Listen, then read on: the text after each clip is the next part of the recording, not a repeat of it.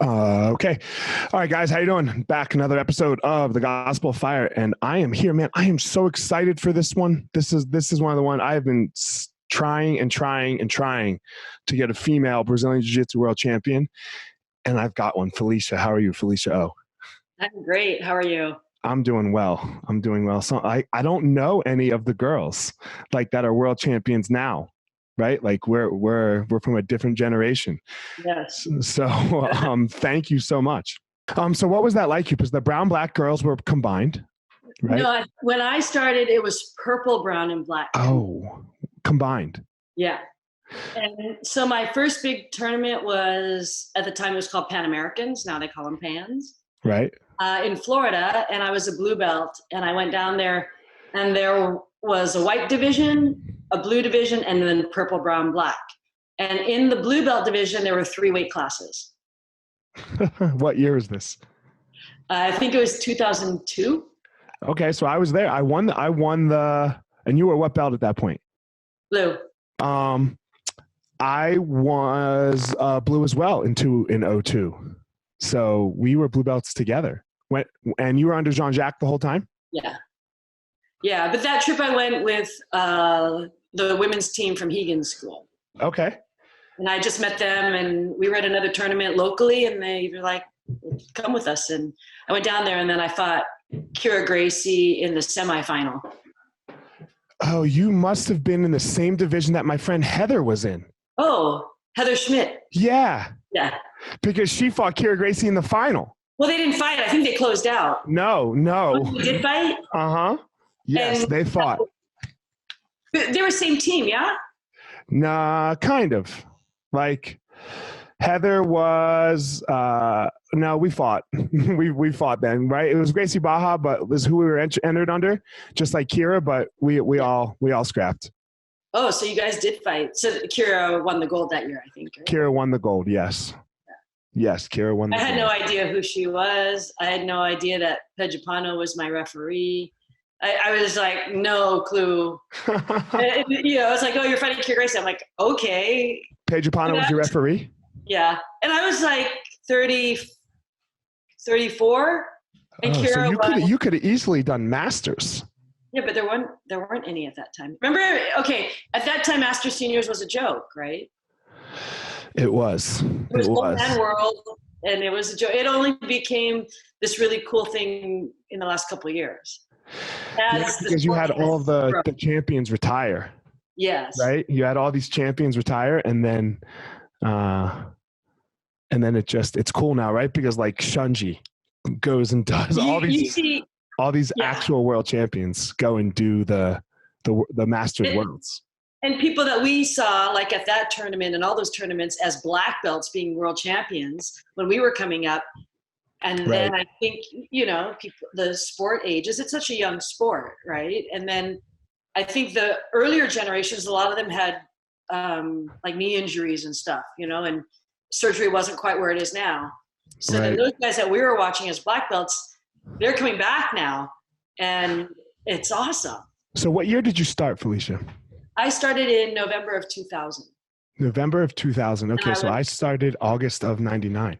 So like right around the same year, right around the same time. What was it like for you, female, small, in a Brazilian Jiu-Jitsu and in a Brazilian Jiu-Jitsu academy? Because it's not easy, right? Like it's a very hard thing it's still kind of hard for some of the girls to get good training. What was it like 20 years ago? It didn't quite occur to me that I was the only girl there for a little while. And the thing about jiu-jitsu, and part of the reason I started doing jiu-jitsu was, aside from having a bad marathon and camping experience, and the indoors seemed a lot safer, but pretty much everything about Brazilian jiu-jitsu terrified me. So someone touching my neck, getting choked, getting smashed, the close contact, everything about it kind of scared me. So I, jumped in. And so, a friend of mine was there. He was a blue belt at the academy, and I had gone on a bad camping trip with him. So when I went to my first class, he stayed. There was a beginner's class, and he stayed and was my partner, so I was comfortable. And at that time, it was after the regular, more advanced class. And it was mostly white belts, a couple blue belts.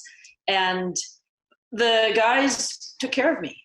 Okay. You know, it was rough, but I think because everything about jiu-jitsu was challenging and scary to me, that the additional things of being smashed and with the only female there, it was just part of the whole package anyway, of the fear and walking into that fear.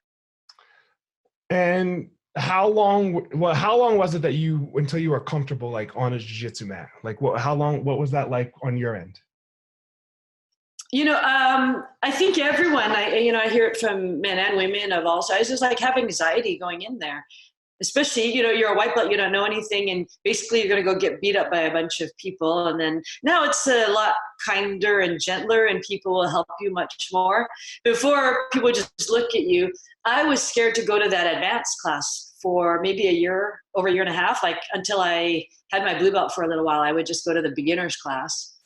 And then eventually, and, you know, you just keep your head down and take your beatings, you know, tap, protect yourself, get used to being uncomfortable, which I think is a lot of what jiu-jitsu is about, right? Yeah, for sure. I mean, I think it was probably different for a lot of guys too back then. I mean, I know how we used to do the intro classes. We just fought people. Yeah, right? Like people. Yeah, we just did a Gracie challenge, right? We just, oh, you want to try this out? Cool, here you go. Boom, let's go, let's fight, you know? So whether it doesn't matter, you were the new guy, you were the elephant in the room, and everyone just took their turn beating you up. Yeah. You know, like it just goes downhill, right? So, and then I think with men too, it's like they would never really talk to you. No one would talk to you at all. And I actually had a job like that once, that they were firing people so often and that the turnover is so high, no one talks to you for a long time. And then suddenly after like 3 or 4 months, if you're still there, then you kind of earned a little respect, and then they start talking to you. Your family, once you're there, right? Like it's like, you haven't left yet. Okay, you're family. Yeah, and you kind of get it. You know, like you don't want to invest all this time helping someone and then they quit a month or two later. So I get it. I disagree with it, but I get it. Yes, and it was a different time, right? Like it's not like that now. We were still proving jiu-jitsu back then, right? Like it's, you know, it was still like this thing where not everyone had seen the UFCs and all that. So we were still having to prove the art. And I don't know, maybe not in California, but in Colorado, blue belt was badass. Like like there weren't many of us. Like by 2002, like when I had a blue belt, we were the only blue belts. What was the California scene like? Like I think it was more the purple belts, right? Okay. Like white and blue were kind of at a certain thing, and then you would see a purple belt and they were like on the other side, right? They were, I think it was just slightly different. But I think what you were saying about proving jiu-jitsu to them, I think, and it happens now still, I think it's proving it to yourself as well, right? So as you're learning, everyone that's ahead of you is still tapping you all the time. So when the new people come in, you're like, let me see if my stuff works, because it's not working. I'm a white belt. It's not working against any of the blue or purples. So the new guy comes in, you're like, oh man, this stuff works. Right. So, you know, it's kind of fulfilling in that way, right? For sure. What made you get into all of this? Why did you even start? Well, I did a bad marathon that year. I went on a bad hiking trip. So I had a lot of outdoor bad experiences. Okay. And I used to rock climb with a woman and this group of people. And this woman and her husband were going to Mount Whitney. And it was at the end of October. It was the last weekend it was open. So we went on this hiking trip. A storm came in and we almost died. And there was snow everywhere, and it was a bad thing. And so I think we came back that Sunday, and he had told me about jiu-jitsu on the drive up. And he was a small guy and an older man. I didn't really know him. And when we got up to the hotel, the little motel up in Lone Pine the night before the hike, he was showing me the positions on the bed. So hold on. So you had no martial arts experience before this? Well, I did karate for 3 weeks when I was in college. A kid? No, when I was in college. Okay. Like down on Venice Boulevard or something. And I did it for 3 weeks, and it was like you were punching the air, 1, 2, 3. Yeah, and then all of a sudden one day What's that? I did karate my whole life from 6 until 18. So we're just punching the air for 2.5 weeks, and everyone's been there a much longer time than me. And then one day they say, well, we're sparring. And I go, okay, I don't know what that means. But they put on those, those shiny foam things. And these chicks start punching me. And I'm like, what are we doing? And no one really talked to me at that academy either. So that was I quit. That was the only martial arts experience I had. So you weren't like this lifetime martial artist, and like that's okay. I did other sports. I did a lot of other sports growing up. And did you grow up in California? I grew up in Seattle. Okay, in Seattle. What was your life like growing up? I was a studious Asian person. I did well in school, and was encouraged to go to school, and started piano at 3 and violin at 4, like many Asian children, but I don't really have much musical ability. And then when I think I was in 4th grade, they started a cross-country team at our school. So I started running, and then I played basketball, and I started doing other sports, really got into gymnastics a lot. And, thinking back, I spent so much time focused on gymnastics, and I actually hurt my back in high school, and I had to quit. And I keep dealing with that issue. But when I look back and you go, like, how do you recontextualize your personal history? To me, it makes so much sense, because in gymnastics, it's this very solitary endeavor where you're practicing by yourself over and over and over. And I think that helped me come to jiu-jitsu and repeat things and drill and learn how to keep doing things, and not for anything at the end of the tunnel, but just to get better every day.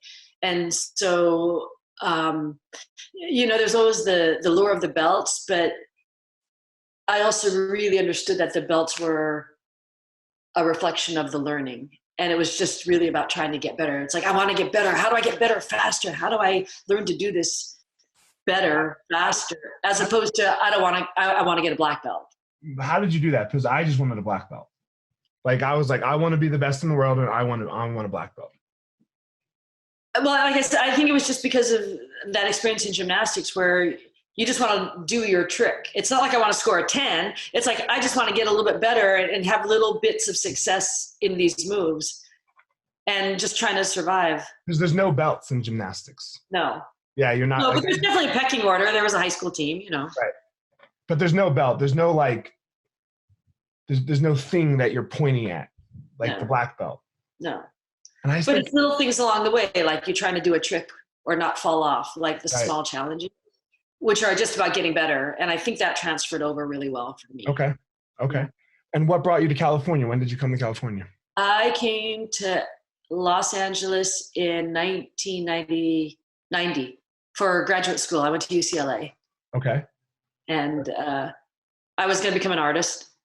I was going to come to graduate school in LA and move to New York and become an artist. And then I got to LA and eventually didn't become an artist. I actually became a graphics designer. Okay. I was at the beginning of all the digital media stuff like Photoshop and After Effects when that was in its infancy. So that was around 1994, where it was like QuickTime 2.0, Photoshop, After Effects. They were little babies at that time. And I was one of the first group of people to do broadcast graphics on a desktop computer, which people do it on their phones now. But what is that? What is broadcast graphics?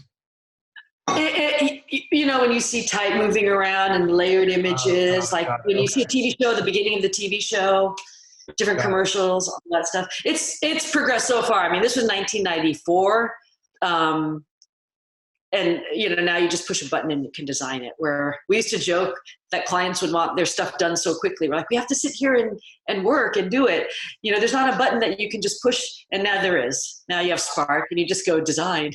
I do it, and I don't even know what it was called, right? I have Premiere Pro and I make movies, and I didn't know it was called broadcast. I know that. Yeah. So it's much easier now. Man, This is so interesting to me because you have this whole, you were not a martial artist. Nope. And you had like an adult life before jiu-jitsu. Yes. I don't know that. Like, I don't know adulthood without jiu-jitsu. Yeah. So that it's so, you're one of the first people I've talked to on the podcast that have this experience. And not only that, you reach champion, right? Yeah. Like, it's not like you're not a hobbyist. Like, well, you are now because we all are, right? We're just, still doing jiu-jitsu. Right? We get on the mat sometime, but you did all of those things. Like, that is such a unique experience. Like I don't think that's going to exist anymore.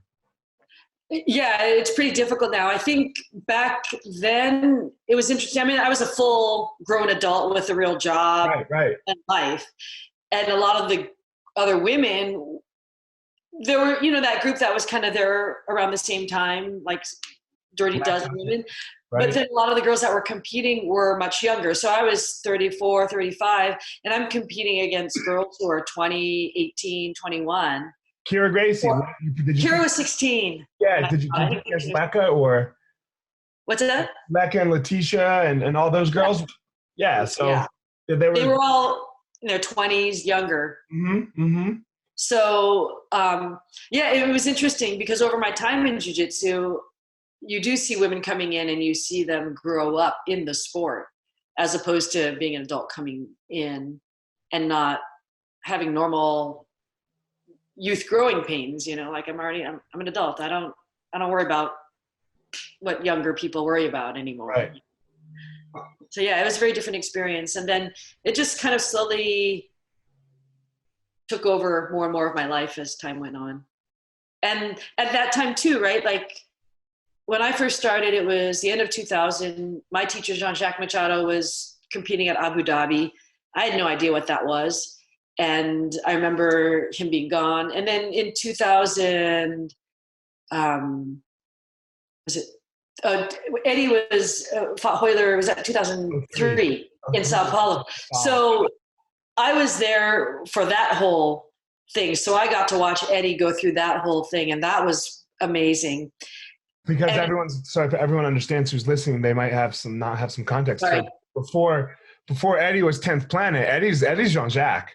Eddie was Jean Jacques. And Jean Jacques Machado. I think when I started, he might have been a purple belt. And then I think when he went to fight Hoyler in 2003, I think he was a brown belt.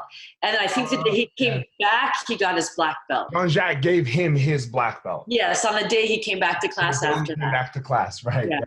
So that was 2003. Eddie Bravo had been doing all the rubber guard stuff that he was developing. No one really knew about it. He fights in the trials for the men. I think that was the first time. And he wins his spot at Abu Dhabi. And he goes and he fights. That was the first year they did a trials. Yeah. So then he goes and beats. It was in a gym, at a high school gym. Do you remember? Well, so that, and on the East Coast, there was a high school gym as well. They did East and West Coast trials always. Yes. They've had them in Canada. They've been all over. This year. Did you go this year's trials on the West Coast? I did. I think it was somewhere in LA-ish. Burbank. It was it was Muscle Farm. Yeah, it was Muscle Farm. They did such a terrible job. Like they weren't ready for the competitors. It took it was like a really long 2 days or something, right? No, it was one day. It was a really long day because. But it went forever. They started super late too. Because the bathrooms broke. The bathroom broke, and they only had one bathroom. Like they had a men's and a woman's with like two stalls in each one. There was 2,000 people in this building. And everyone has to go to the bathroom before they compete, right? I mean, there was 100-person lines. Oh, I'm glad I didn't go. Oh, it was. Oh, I think I just kept checking on Flow, and I was like, "It hasn't happened. What's going on?" No, and then they wouldn't tell us like when our divisions were going. Like it was like, yeah, you'll wait here. I was like, dude, it's 9 o'clock at night, and I haven't gone yet, and I've been here since 9 in the morning. Well, that was actually more like my Abu Dhabi experience. Okay. So in 2005, so Eddie did that in 2003. He came back, then he started 10th Planet at the Bomb Squad. And so I was training with Eddie and Jean Jacques. I started training with both of them. And then in 2005, Abu Dhabi's in LA. And I'm an alternate. And that was the first year women were invited, and they didn't have the trials for the women. They just invited women. And I think they were 8 women. I don't remember how big the divisions were. I think they're 8 or 16. It was 8. Anyway, I was the alternate, which ultimately meant that I got a pretty good seat to watch. Right. And once it started, I was like, okay, I know I'm definitely not competing, and I can enjoy the show. And that was so cool to see in LA.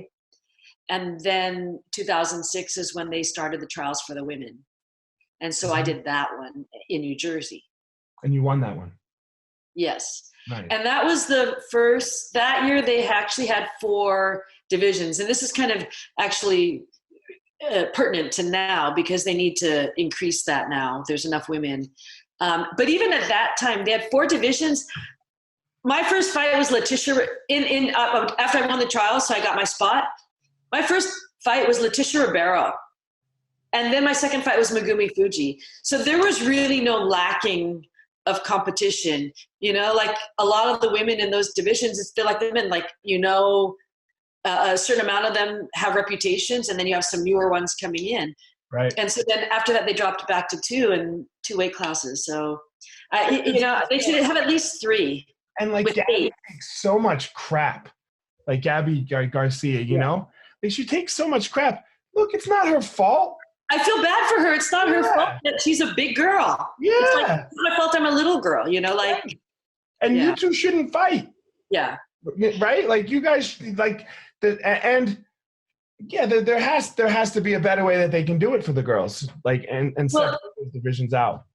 Well, I make the equivalency. It's like having Abu Dhabi for men being over and under 185. Right. That's it. 2 divisions. So, for the women, I think it's 60 kilos. 60. And so women my size, like 110, 115, 120, you're fighting a girl who's dropping from 155 or something to make the weight. I mean, I don't know exactly what the conversion is, but so you're fighting someone who's like 20, 30, 40 pounds heavier. So I do hope they add at least 1, if not 2 more weight divisions, and keep it at 8. I think that's a great next step. 8 competitors with 3 weight divisions. 3, yeah, I think that'd be a great step. And then after that, maybe go to 4. Right. But going to 16 at 2 weight divisions, that I don't think will work, because you still have the same problem. Right. Yeah. You're going to get these Gabby Garcias, and you're going to get these girls coming down from 160, right? To make your weight. And either way, it's like, man. And then a bunch of people just won't do it, and they'll say there's no competitors. They're there, but why would I go? I'm 115 pounds. Why would I go and try to fight a 160-pound girl that drops down? And look, the no competitors argument is ridiculous, because the world fills its competitors with girls, right? Like they go all the way through it. Abu Dhabi can't fill because there's not enough weight divisions. You're like, I'm not gonna win that. Yeah. So I mean, the sport's grown for women so much that Abu Dhabi is Abu Dhabi. It is the tournament. It's not, if you say, oh, this local tournament here has all these masters divisions that are empty, it's like, it's a local tournament. Right. But for Abu Dhabi, like, that's a whole different game. This was my first experience getting to do it this year. And it was amazing. It was so cool. Like I got smashed, but it was one of the highlights of my career. Yeah. Just doing it. That's how prestigious Abu Dhabi is. So people need to realize that the promoters do, and the girls will do it. Just make the weight divisions. Yeah. So when I was at Abu Dhabi, it was in New Jersey. People was like, did you go to Abu Dhabi? I'm like, no, I went to New Jersey. Me too. Yeah, me too. But the thing on that, it was 2 days. So the first day, we're all backstage, just sitting around on the mats. And I don't think my first fight was till, I think, 4 p.m. And we've been there since 8 a.m. So that's what I was saying, like, you're just waiting all day. You don't know what's going on. And then I won my first fight. And half the people that are working there are telling me, you have another fight. And the other half say, no, you're done. And then people start packing up. So I'm like, I'm pretty sure my 2 fights are tomorrow. Tomorrow, yeah. But it's always a little confusing, This year they did such a great. Seth crushed it. Amazing. That was the production, the running of it. It was awesome, and that he's doing it again. It's the same crew. I think that consistency is going to make it amazing, you know, because it's kind of always inventing the wheel every 2 years. And just keep it in the States. Yeah. You know, just keep it in the States, fly people in. It's not like, you know, it's not like, for example, the World Championships where it's like you have to fly to the States. They buy your plane ticket. All right? the computers get. Yeah, all the, you know, and so just keep it in the States. Yeah. Keep it simple. And, you know, who doesn't want to come to the United States? Yeah, and this year it's in next year in 2021, it's going to be in Vegas. Yeah. So, you know, I think if they went LA or San Diego or Vegas or even maybe Florida somewhere, I think those are all really doable. I think New York, it's a little harder. New York, New York is so, it's so tiny. Yeah. Right. It's not like LA, where LA is so spread out. We're like, you know, Newport's LA, and so is Burbank, and they're 2 hours or hour and a half away. Right. And it's still all LA. And then there's all that in between. But New York is like, boom, right there. And that's it. Yeah. So it gets too congested. Florida, I agree with you. Florida would work. How old are you now, Felicia? I'm 52. 52 and still training. And like the reason you and I connected was because I saw you at a UFC event in California, and at the Anaheim event, right? Yeah. And I was like, damn, that's Felicia. Oh shit. Right. Like, so we know we reconnected. So you still have martial arts going on in your life as 52. How do you do that? How do you work that out? So I was teaching and training, and I got sick. Jean Jacques? I was at Jean Jacques, and then eventually I was up at Big John McCarthy's teaching up there at 2006, 2007. And then I was teaching there full time. After that same year in 2007, I got mono. I got Epstein-Barr virus. Okay. And at that time, people didn't really know anything about it. They were like, oh, it's mono, you get sick and tired, and then it goes away, and there's nothing we can do about it. Well, it never went away. So when I would train hard a couple days in a row, I would crash, and I would literally within 30 minutes, it's like someone just sucked all the life out of me, and I would just be sitting there, and I'd have to go to bed for a day. And I started finding other people that this happened to, where it never went away, and they have to deal with this chronic fatigue. I tried to train it out of me. I thought I'll just keep conditioning and doing these things. My lips would turn blue when I was exerting, you know, like doing a workout. Mm-hmm. I tried changing my diet. I did all these things for a few years, and then it became, I can't roll anymore because of that. And I was still teaching. So I taught for several years without really training. I'd roll once or twice a year, and that was kind of all I could do. And then I decided I was going to quit everything about jiu-jitsu, mixed martial arts. I'd quit my job at the gym, and I was going to start a whole new life, which I didn't know what it was, but I was so unhappy teaching jiu-jitsu but not being able to roll, because I like teaching a lot, but I love training. So I went to Hawaii to take a student to go compete at a Naga over there, and a friend of mine said, hey, try this red marine algae supplement. That should help. And within a couple of days, I felt better. So I came back to the United States. The next day, I went back to Jean Jacques, where I hadn't been since 2008. And it was 2014. And it was a week and a half before Masters Worlds 2014. And I said, I want to come back, and I want to compete in a week and a half, in 2 weeks. And he's like, okay, get on the mat. So I started training. I signed up. Can I ask you a question? Did you have a falling out with Jean Jacques, or? It was just a time where I was working full time in Valencia, which was a little bit too far to keep commuting every day. Okay. And so I just moved up there, and then, you know, I had a whole different experience. I started teaching kids, adults. I had a lot of opportunities. We had a fight team. I was training MMA for a while, so I got to learn boxing and do more wrestling. I was coaching kids in jiu-jitsu and wrestling. So it was really this kind of sort of like a incubator time where I got to learn all these other things. I think after Abu Dhabi, like climbing that mountain and doing all that, you know, it's like I was 39 when I did Abu Dhabi. So thinking about that, I was like, do I want to spend 2 years to try to get one place better? And I'm 39 and now I have chronic fatigue. And so it was a full-time job that I was up there for. And so it just made no sense to do both. And I was learning how to teach, and, I ended up teaching kids, adults, everything. I did a lot of fitness stuff because I was certified in kettlebells. We did CrossFit back at that time. And then we had a fight team. And so I started training with them at some point. So I got to learn all these different things beyond jiu-jitsu, which was exciting and refreshing, right? Like, it's not learning a 1% thing. It's like, I'm at the bottom of the mountain again. I'm going to learn how to punch someone, or how to throw a punch, or how to kick someone, or how to wrestle a little bit better. And so then I, just kind of lost touch, went away. And then, okay. But no, like, you hate each other, nothing like that yet. Okay. Nothing, but you just have a different, far enough away. Life happens. Yeah. And so then I went back and I said, I want to come back. And he said, go get on the mat.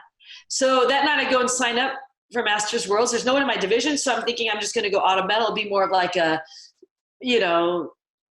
let's get back to it. Kind of, let's get focused. And then someone drops into my division. And I think she had been in another, she had dropped to age because there was no one in Masters 4 at the time. Okay. So then I go back down, I'm like, Jean Jacques, there's someone in my division. Maybe I should not go. He's like, just go train, get on the mat. And then I went. It was one match and I won.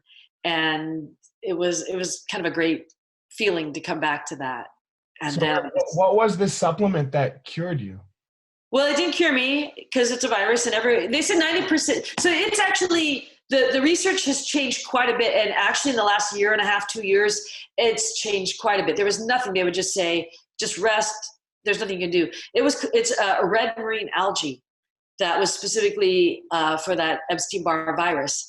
Now, in the last 2 years, and I've talked to Alberto Crane about this, and I know, you had with him.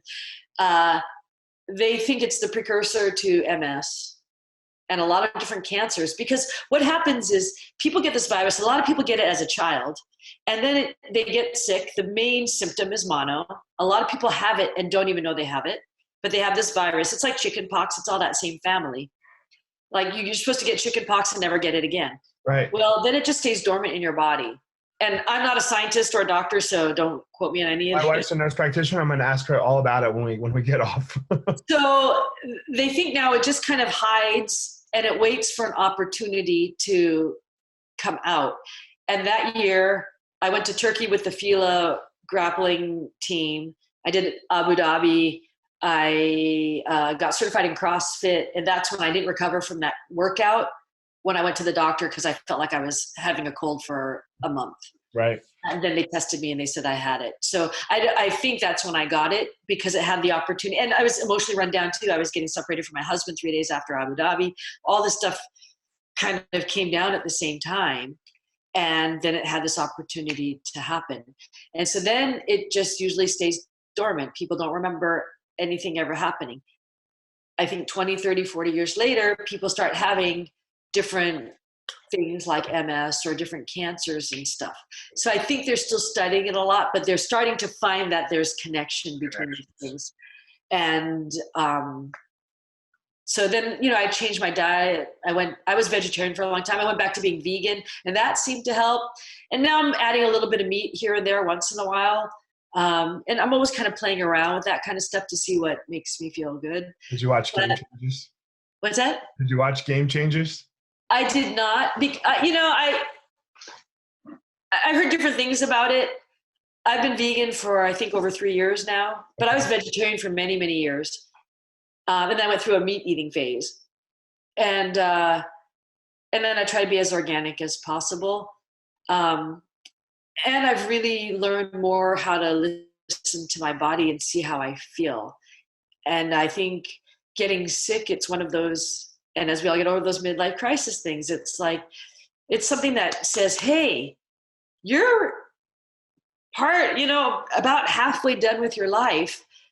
And what you've been doing, most other people will have maybe a heart attack or other things. But this was like kind of my early call. It's like, how do you want to live the rest of your life? What are you willing to do to take care of yourself that you can keep rolling, keep doing jiu-jitsu? Oh, I have to do this. Keep rolling forever. Like how long do we want to stay on the mat because we can, especially even if you want to compete, they're all the masters things, but we can keep training jujitsu like Elio Gracie, we can do it for a long time. And so many of us, it's such a large part of our life, or most of our life, you don't want to not be able to teach or get out there with your students. And so how do you make changes? It's kind of like a wake-up call. How do you make changes? At the same time, when I got sick a little while after that, I had several people around me get breast cancer, different other things going on in their life. So then it was just like, what do I want? How do I want to change my life? I made a lot of personal life changes, the diet changes, all these different things. So now I'm training again, almost as much jiu-jitsu as I used to, but I don't do strength and conditioning things because I think that kind of sends me over a little bit. Okay. But I do a lot of different herbs as well. And, when I read something, I'll try it and see if it seems to help. And, but again, I've always kind of been curious about those things, diet, exercise, and herbs and stuff. It sounds like you're pretty smart at listening to your body. Well, I've gotten much better at it. It made me. So then I would feel when I was starting to fatigue and when it was coming on, I'd be like, okay, I got to back up. Right. Before I crash. I'm terrible at it. I'm like, oh, of course this is going to give me heartburn and fuck my stomach up, but I'm eating it because I love it. So, yeah. Well, and also, when I started jiu-jitsu, I also did, like I said, I used to do gymnastics, and we were training like athletes as young kids back then, crazy. And I think that's one of the things that helped me at 39 make it to Abu Dhabi, is because at that time, a lot of people weren't training as athletes. So I think I was a little ahead of the curve. Like now everybody is kind of taking it more seriously, Sure. And I think, like I said, I think that helped me counter the age part of that and experience. But I think just paying attention to yourself is going to give you that longevity, to see where you are, documenting things to see, oh, do I feel good? Is it in my head, or is it really the fatigue? I like what you said, document it, because sometimes when you look back a week in your mind, you're like, oh, it's fine, or oh, it was terrible. But when you write it down in the moment, sometimes that can be a little bit more truthful. Well, getting ready for Abu Dhabi, I did that. I had a calendar and I documented everything, what I ate, who I rolled with, how many rounds I did, what condition I did. I had everything. Because what happens, I was doing 2-a-days most days of the week. And when you're getting ready for a competition, there's such a mental and emotional aspect of it, right? Not just the physical. And those things affect your physical. So there'd be days definitely where I'm like, God, I'm so tired. And I would have to check my calendar and my logging to see, oh, I haven't had a day off in 4 days or 5 days. That's why I'm tired. Right. Or I'd be like, no, I've only trained, because the days blur together after a while when you're getting ready, right? So then you go, no, I had a day off 2 days ago. I've only trained 1 day. It's in my mind. So now get your ass in gear and get working. Right. But I think the other thing that's had to change a lot is I tend to push myself quite hard in workouts. And that comes from that gymnastics thing, it's like you're hard on yourself and you keep pushing. And I think you have to temper that as you get older as well. It's like, you can't be 110% all the time. You can't keep pushing through all the pain. My mind makes me do that. I think that helped me be a successful competitor. It helped me progress rather quickly. But I think as you get older, I think you kind of have to undo that. It's a weird thing, when you're coaching kids, you keep pushing, like, come on. And then sometimes I go, God, am I going to make them a crazy adult or an unhealthy adult? I've had to learn to do that just with my life. I have to, I can grind, I can work forever and work really hard. But I've learned that I need these breaks now. Even if it's just 2 days where I'll pick the family up and in the winter, we'll go up to the mountains and ski and do whatever. And in the summer, we'll come to California. We love Newport Beach. And we just go down to Balboa Peninsula and we just hang out down there for 2-3 days because I need this break. I need this off switch for a minute. So, if physically and mentally, because I'll it's exactly what you said. I think sometimes it's hard for people because when you're young, you don't need it. Yeah. Right? You can just go to sleep at 3, wake up at 6 and just go. And then when it catches up with you, it can be a son of a bitch. It starts changing. Yeah. For sure. So what do you do now with your life? Like where are you? Do you only, like, I see you, so you work for the commission, right? So I work as an inspector for the athletic commission. Right. And for me, the really great thing about that is that I get to run into people like you. So a lot of the guys that we came up, at Grapplers Quest and different places, they're all cornering fighters now. Right. So when I'm working as an inspector, I get to see all the old guys that we came up together and kind of reconnect and just see what's going on. And it keeps me involved. Before, when we were coaching and we had a fight team, there's a bit of a conflict of interest. But now it's a way to have a different life. It's cool. Like Frank Trigg, he's a referee. He was a fighter, a wrestler, and now he's a referee. And Chris Lieben was referee. So this growth of not just jiu-jitsu, but MMA in the world, it has kind of given us these other places to grow into. And actually, just the other day, they were having, the big thing on, I think they were talking about like judging and refereeing in MMA. And there's been a lot of talk about like ex-fighters doing it. It's like, and when it comes down to it, like for the fighters, they have to go into that to change that if they want it to get better. Yeah, we complain about it all the time, right? But it's our own fault because we're retired now. Right. Yeah. And we're the ones who can, if you want it to be better, if you don't want a kickboxing judge to be an MMA judge, yeah, great. So go be a judge. Yeah. Get involved, like, I don't know that I necessarily want to judge and referee because I did have to do that once a long time ago. And it was not the greatest experience, but, and then as an inspector, I get to hang out and see the fighters in the corners, and it's a lot of fun. But it's involved, right? It's involved. Yes. Yeah. So, and then I teach, I do seminars and stuff. I don't teach a regular class. I do privates. Okay. And then I actually came back to making art. So after I graduated from UCLA, I stopped making art. And then I came back to it a couple years ago. And that was part of the whole, what do I want to do with my life? Like, do I want to be a slave doing certain things that are making me really unhealthy and unhappy? Or just, I'm taking a chance. So I got a studio. And I went back and I started making art. I started making paintings and jewelry and all this stuff. And actually right now it's turned into more of an interior design. I'm making these resin steps for the place I'm moving back into. Oh. And so hopefully like it'll become more of an interior, artisan thing for people's houses, I hope. I was just listening to something from Gary Vee today, and this guy is asking this question about like starting. Do you like Gary Vee or not like Gary Vee? He's good. He cares a lot.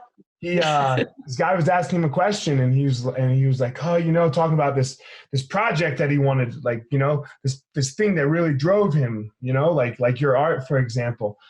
And Gary Vee's like, man, it sounds like your problem, bro, is that you don't want to give up this other business that you have that you don't really like because it makes $5 million, and you can drive a BMW and all this stuff, but it doesn't make you happy. Like, it doesn't fulfill you at all.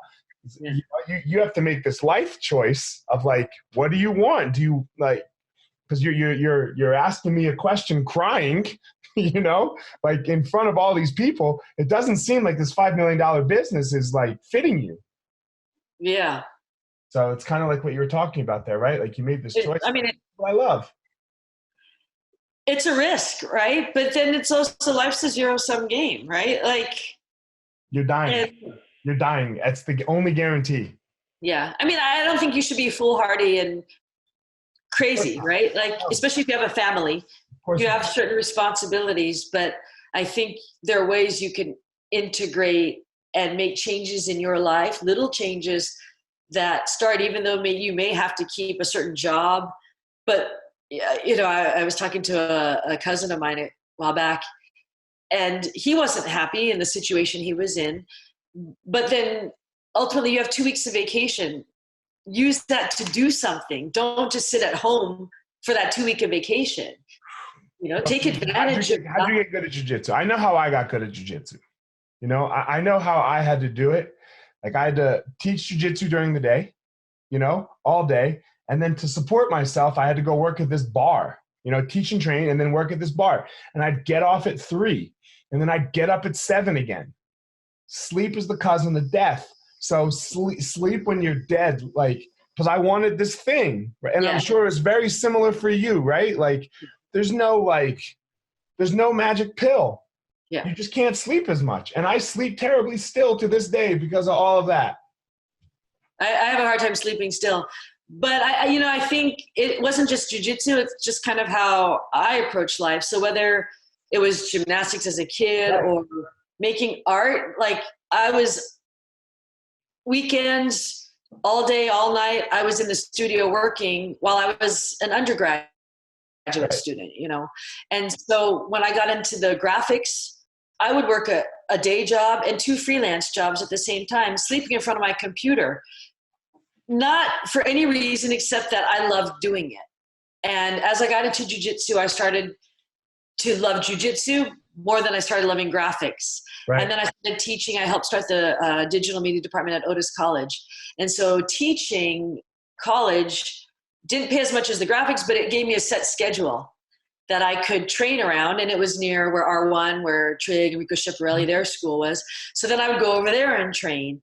And you just do it. You make the drive. You go where you have to go to get the different training because you want something. And like I said, it became more and more jiu-jitsu, less and less of that. So eventually, December 2006, I'd won the trials already, and it was before Abu Dhabi. And after Christmas break or winter break, that 2006, I had to tell the head of the department that I wasn't going to come back because I wanted to focus and get ready for Abu Dhabi. But you set yourself up and you made these choices, right? Like it's not this easy road. Like you're not like, you don't get to drive your BMW too, maybe. No. Maybe later on down the road you do I don't know if that's what you really like, a BMW. Like I'm just using the Gary Vee thing, but what do you want? And you have to make these choices, like the Netflix and chill thing. It's got to go.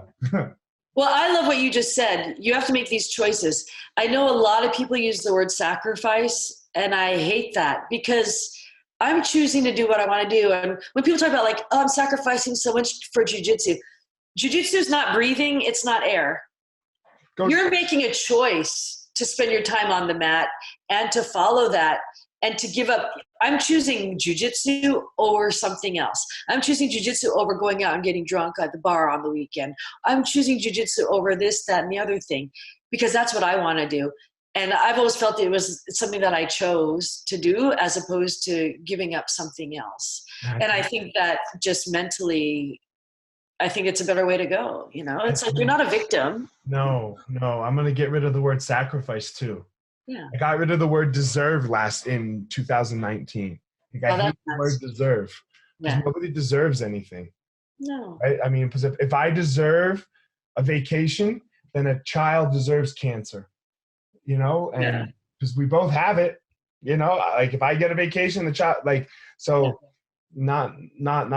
So now I'm getting rid of sacrifice too, because I'm not sacrificing, right? If I want to lose weight, I'm not sacrificing ice cream. No, you're choosing that choice. Yeah. Yeah, thanks. I appreciate but and I think deserve too, by that token, we get to choose things. We don't get to control everything in our life, but we do make choices. And I think in the same sense that you say deserve, that's like, I did this, so I should get this. Right. That's not how it works. You choose this because you want this. And what I found out wasn't that I didn't get what I wanted, but I got more amazing things than I ever thought I would get. It may not be what I thought I wanted, but even all the bad shit that happens, they lead you to something else, And sometimes it takes a long time to find that. Sometimes it takes years to bring yourself back around to see like, that makes sense. If this bad thing hadn't happened, I wouldn't have gone to this, to this, to this, and ended up at this thing, making art again, Right. So, I think a really cynical person can say, well, you're just recontextualizing and repackaging your history or whatever. And I think there's something to that, but why do you want to have this horrible attitude and be a victim? It's like, it's always making lemonade, it's like life isn't perfect and you don't get what you think you want, but you go, oh, okay, well, and in the same way, I think it's like rolling. It's just like jiu-jitsu. It's like you go into a roll, you go, oh, maybe I can do this. It's like I might want to triangle you, but you're way too freaking big for me to triangle. But now it's like, what else can I find here? Oh, that move didn't work. Oh, what else? Oh, there's some other, you just keep looking for the next move, the next lily pad to jump to. And you're going to end up, oh man, now I got his back instead of a triangle that I'm fighting for, I think it's very similar, like being present in that moment and just intuitively moving through and making choices and not dwelling on the missed things, but staying right here. Because that's, you don't have anything else. All we have. You cry about it. What's that? You're gonna cry and be a victim. Yeah. That's not a fun life. There's a little bit of that going on, but we can change it, and I really think we can change it with getting back involved in people's lives, and trying to put a message out there. And if you're going to ask somebody how they're doing, go ahead and listen to them. If you ask the question, go ahead and listen. And if they cry like a victim, maybe in a nice way, we can point that out and be like, hey man, how about we look at it this way, and see where this will end up for us. Yeah. So Felicia, thanks for coming on. I really appreciate it. I wanted to add one little story because today I was just listening to your 5-minute thing. You're talking about Randy Couture. Mm-hmm. But when I was up at Big John's, it was right before Abu Dhabi. And I'd been working with a sports psychologist as well. But Randy Couture came by the gym and he's just hanging out. And so I asked him, I was like, it's Randy Couture. And again, it's like those things, maybe many people have said it, but someone says it in a different way at a different time when you're ready to hear it. Who knows, right? Yeah. And I asked him, like, how do you deal with your anxiety and the nerves and all this stuff? I'm getting ready for Abu Dhabi. And he just said, I don't think of it as nerves and being nervous. I think of it as excitement. And I'm excited to go do this. I'm excited to go compete. And that really helped change that. And I just thought it was wonderful because you had just had a little clip about how he had said something to someone else, similar lines. To me, you're right. Yeah. Cool. Yeah, I think Randy Couture. Yeah. Like those nerves are just, people think that they're going to go away. You got to realize it's never going away, but it's just like what it is. Like, you know exactly what it is and you know how to deal with it better. So, well, every time I compete, I think this time I had to remind myself, this happens every time because you don't remember it happening. After the tournament, you're all like excited and whatever. Right. And you don't remember that you went through all that. What am I doing? I don't want to do this. Why am I doing this? Fighting in Vegas was the worst, Felicia. Oh my God. Because you would like look out your hotel room window and there's like people partying everywhere, gorgeous people, and you're just like, I am up here in this hotel room starving. What am I doing this for? And then I'm taking this risk of going to the hospital afterwards. Like, this is so dumb. And then you fight and you don't have any of that. Yeah. So it's so and you true. Forget about it and then you go do it again. And then you do it again. And it's the same thing over and over. So, but hey, thank you very much. I appreciate it, especially 2 days before the holiday. I hope you have a great holiday season and thank you so much. Thank you for having me. It was great seeing you. Great seeing you, Felicia. All right, guys, go out there and find your power.